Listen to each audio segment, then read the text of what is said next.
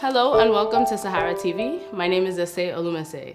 As 2014 comes to a close, SaharaTV would like to take this opportunity to look over the events of the past year that have defined the last 12 months for us. These range from Boko Haram attacks to the Chibok kidnapping to the countdown to the 2015 presidential election in Nigeria. Stay tuned. One of the first major events of 2014, and one that seemingly foreshadowed events in Nigeria this year, was a product of the insurgency crisis. On January 14, Boko Haram militants opened up the year with a bombing in Maiduguri, Borno State, which wounded many and killed several others. When you talk about Maiduguri, Borno, and all those areas in Nigeria now, you just automatically think about Boko Haram because it's now like a stigma. Because 2014, to be honest, I think it got worse when it comes to Boko Haram bombings. It became like every day at some point.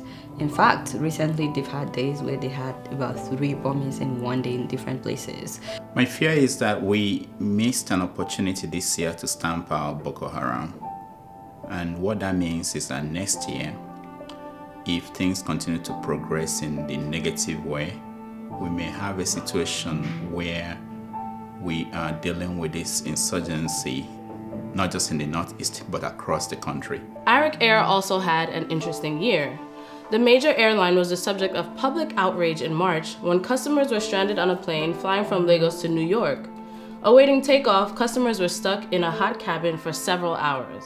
Cell phone footage from a citizen journalist captured passengers' increasing anger. That shit happened! Nothing is wrong! Like this? Yes! What was this? December, I was here. The same freaking shit happened here in December. They keep playing with yourself. Oh, we have this happening, we have this. There's nothing happening. Let's get out of here. The video released by SaharaTV did not actually do the whole justice. Like, people were there for hours. It was really hard. Like, for SaharaTV to put that out was awesome so that people see what happened. And you know what? We should give kudos to the people that filmed it. And the wonderful thing is seeing Arik Air apologizing. I mean, that would be the first time Nigerian airline will apologize. They always fly late. They fly late all the time and stuff like that. But for the first time, I think that's the power of the media. The fact that we put this out there, that this is what happened inside Arik Air, it made them apologize. And the video went viral, more than 100,000 views in a couple of days. So that's the power of media. In February, Central Bank of Nigeria Governor Sanusi Lamido Sanusi was asked to resign by the federal government. Following the leak of a letter, Sanusi wrote to Nigerian President Jonathan on the unremitted $49.8 billion oil revenue to the Federation account. Sahara Reporter's founder and publisher, Omayele Shawari, covered the developments. I was in Lagos. I have to admit at this point underground, traveling underground as usual. And at that point, of course, naturally, I knew that I might also get arrested because it was a place that I knew that if they saw me, I would be an interesting catch for them. But at that point, I was prepared. I gave up that I might be gone for a long time. So we concentrated on doing the duty of citizen reporting, which was capturing every moment on the tarmac, including taking pictures of his jet. And of course, one of our camera people took a picture of me while I was approaching him. It was the first time I met him, and I said, so what do you have to say about, I had my camera hung on my neck, my own personal camera. What do you have to say about what happened to you today? And he said to me, they are crazy. That was the time that my picture was taken with him. And of course, as soon as they saw it with camera, El Rufai said, well, now you guys know that this is being covered. As Sahara Reporters people are here. We thought it was crazy. Why was he revealing our whereabouts? But it was too late. Lo and behold, the SSS people came 2 minutes later and asked Sanusi to leave with his people. And but they said they won't give him his passport. So we followed the convoy that was taking him to wherever he was going in Lagos, not knowing where we were going, and was just tweeting away as we were following him. Followed him to this particular place in Lagos.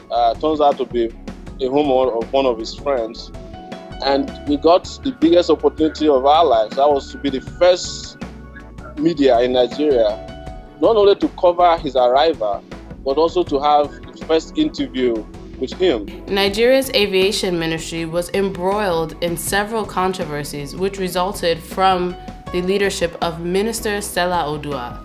The minister was embroiled in a web of certificate scandals and a scandalous purchase of 2 BMW armored cars for $1.6 million. After the scandals were revealed by Sahara reporters, several people sounded off about what they think should have happened to the minister. We are against colossal waste of resources. And since we have some other ministers, since we have other public officials, I think that if nothing is done to this former aviation minister, all other ministers will just be given a slap on the wrist when the time comes. Following this, Mrs. Oduah was fired in February of 2014. The next clip comes from Lagos, where a drunk mobile policeman was videotaped assaulting 2 market women. No, this isn't a scene from a Nollywood movie. This really happened. The armed officer lashed out at a food vendor when she refused to give him common fish to finish his beer.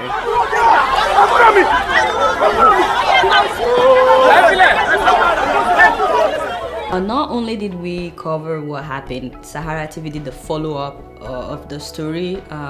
We got to interview the lady that was beaten up and her mom, and also we got to know how everything went down with the police officer that messed up. So I think SaharaTV did a great job of covering that story and not just the event, but what happened afterwards. On April 16, 276 schoolgirls were kidnapped in Chibok, Borno State by Boko Haram militants. The tragic events and the poor response from the Nigerian government which followed were the subject of intense international outcry. A campaign, called the Bring Back Our Girls campaign, was started to demand the rescue and release of these girls. Sadly, as the year comes to a close, the girls have yet to be released. The people united shall never be defeated. The people united shall never be defeated. In May, while international pressure continued to mount and the world began to lose its patience waiting for the Nigerian government to rescue the kidnapped girls, the First Lady of Nigeria, Patience Jonathan, dramatically spoke out, reminding Nigerians that there is God in everything that they are doing. While I'm sure you've seen the bizarre viral video, here's another look. God should descend, oh, today God will descend here. Nigerian women will not cry in vain. Nigerian women will not cry in vain. This thing will end today. There is God, oh, there is God, oh, there is God, oh, there is God. That is God, so that is, oh my God. So I think the Nigerian First Lady is actually a very special person in the fact that, in the sense that since we've been having First Lady since I was young, this is the first time that a Nigerian First Lady will actually add to her vocabulary in Nigeria. And this year she's added not just, I think she's added about 2 or 3 things. She added there is God, though there is no Nigerian that will speak now without saying there is God, though. And not only that, she added not only you wakako. Even people that are not from Nigeria now, they understand what that means when you just tell them not only you wakako. Tragedy followed the Chibok kidnapping in June when former Nigerian Minister of Information and Communications, Professor Dora Akunyili, died of uterine cancer. While we remember her efforts, take a look at this video. We also have to continue to dream, because once we stop dreaming, then life is gone. In conclusion, I am convinced that Nigeria will work and fulfill its destiny. I therefore look forward to collaborating with other delegates to chart the way for a better Nigeria. In July, former head of state, retired General Muhammadu Buhari, was the subject of a Boko Haram attack. While Buhari was unharmed, at least 50 people were killed in the violence. Buhari called the attack, quote, mass murder and clearly an assassination attempt.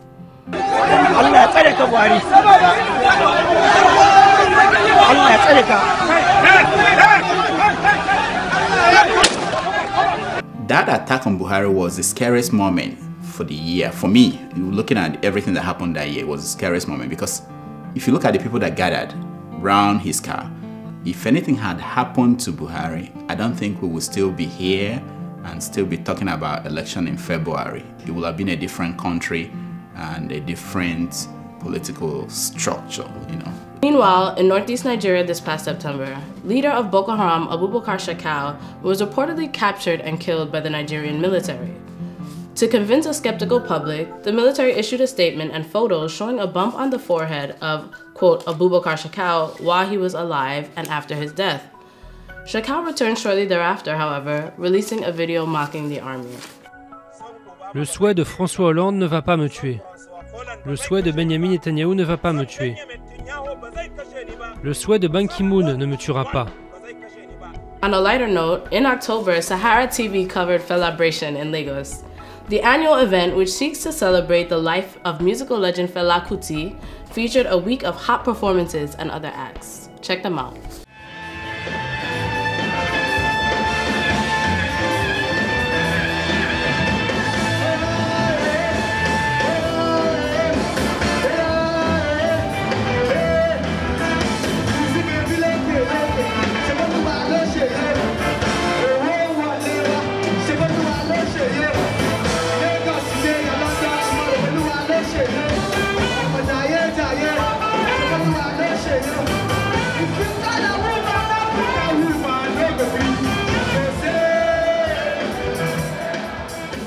So the entertainment industry in Nigeria had a lot going on for it. The major story that sent shockwaves around Nigeria was Linda's blog being taken down, lindaikeji.blogspot.com.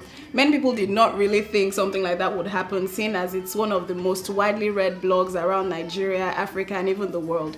But it started a debate on intellectual property. People started paying more attention to that.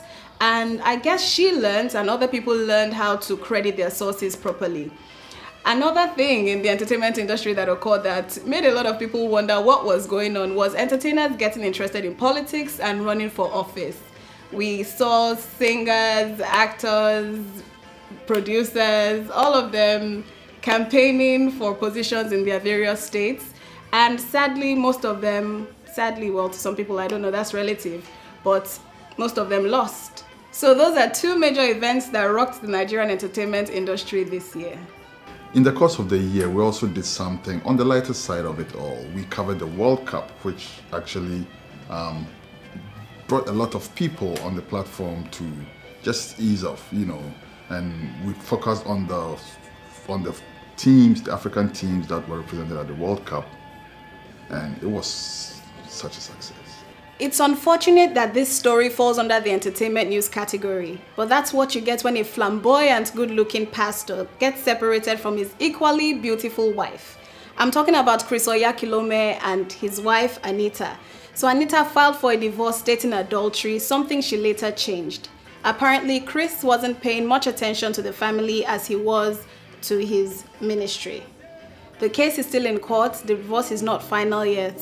In late October of this year, massive uprisings were sparked in Burkina Faso when President Blaise Compaoré attempted to extend his then 27-year term by 5 years.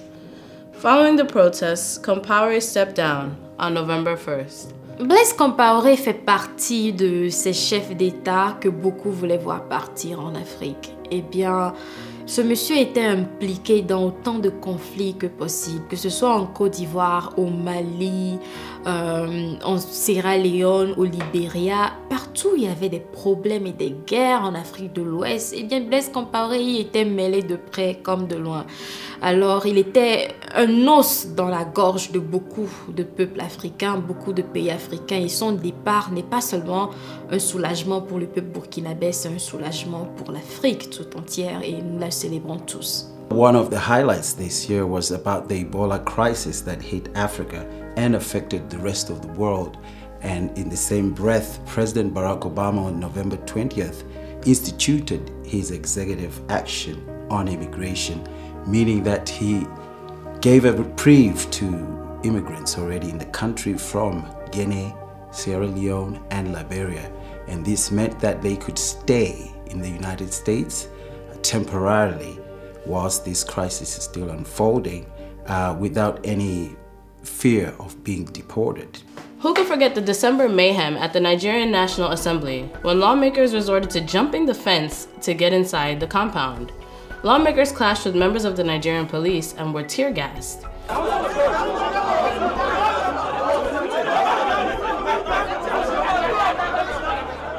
think it was the finest exposure of the comedy that has always been going on within that building called the National Assembly. They are not serious there. The amount of money we are wasting on those people is outrageous, and they are not doing any job for us. I think the National Assembly should be a part-time gig, and people should not be paid what they are being paid to do nothing. It's quite unfortunate. As 2014 comes to a close, SaharaTV regrets that there wasn't more positive news to report. As we head into the 2015 year and the coming election season, we do hope to have more positive things to report. And while all our videos covered today did not encompass everything that went on in Nigeria and the rest of Africa throughout this year, we do have more info on the videos shown and other videos available at YouTube page at SaharaTV.